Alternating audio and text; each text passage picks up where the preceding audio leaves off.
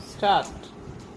We have as one of the items for discussion today a problem which raises fundamental issues of law and justice. Till now, the state has looked upon an offence as a crime for which the offender must pay. Such offences, whether you call them crimes or sins, were regarded as evil and attracted as their inevitable consequence, punishment.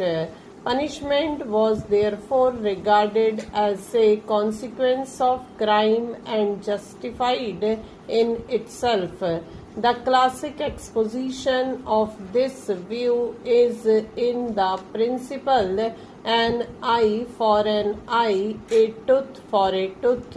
Later ages, however, raised the question of the utility or justification of punishment.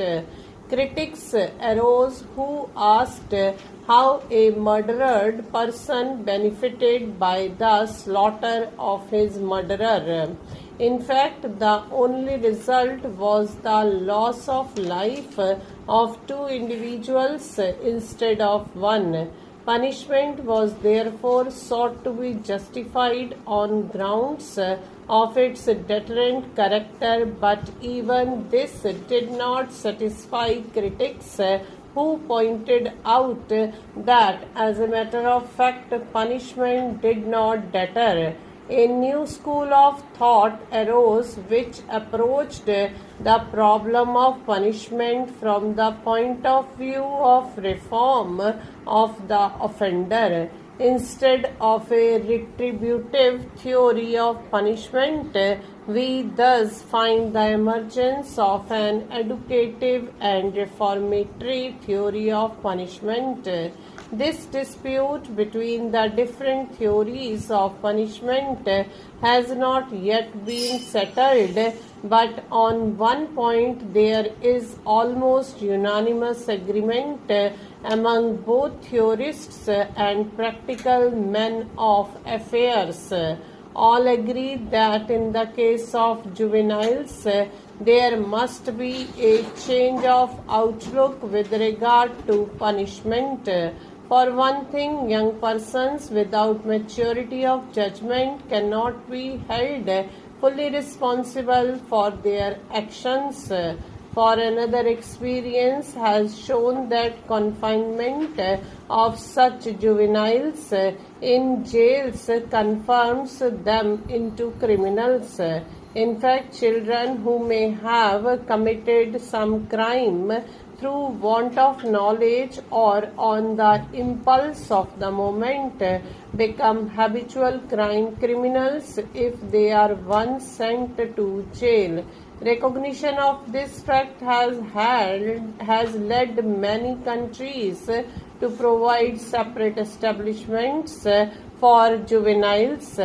In India, we have had reformatories and houses of correction in different provinces, but it must be admitted that even these have not fully met the purpose. The provision of such reformatories or juvenile jails has no doubt separated the juvenile offenders from the confirmed criminals, but as they themselves have been miniature jails, the educative aspect has not found the emphasis. The position with regard to the care and management of juvenile delinquents is thus obviously unsatisfactory. In the first place, not all the provinces that have children's acts on their statute books are working them adequately. The work is chiefly confined to bigger cities, and even there it leaves much to be desired. The probation officers have not the requisite training, nor have the magistrates of the juvenile courts the required qualifications. The certified schools are not working properly, and aftercare is all but non-existent. A little consideration will show that in a matter like the problem of juvenile delinquency and the proper methods of dealing with it, there must be uniformity among the different provinces. It is also desirable that the practice of this country should conform as far as possible to that of other enlightened countries of the world. In the UK, the persons between the age of 8 and 17 are regarded as juveniles and are tried by special juvenile courts. Panels of magistrates are selected from justice of peace, and according to present regulations, these panels consist of 2 or 3 persons selected every 3 years. In metropolitan courts, one of the magistrates must be a woman, while outside London this practice is observed as far as possible. The administration of the courts is under the Home Officer, but special advisory committees were set up in 1910 in order to make the attitude of the administration more progressive. In the past, punishment for the juvenile delinquents was in proportion to the gravity of the offences, but in recent times the trend is towards the reclamation of the future citizen rather than the punishment of an offender. The changeover from punishment to education is almost complete in the USA and in some of the European countries. In the USA, the upper age limit for juvenile delinquents is 21.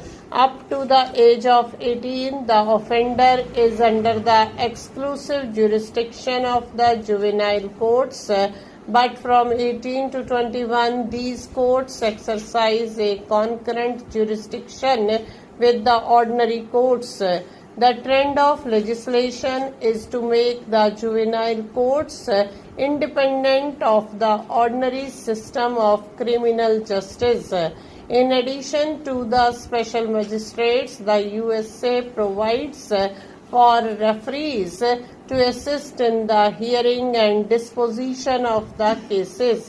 Where the delinquent is a girl, it is the practice to associate a properly qualified woman referee with the court. The USA has no advisory bodies, perhaps because social service agencies play an important part in all cases before the juvenile courts as such. Stop.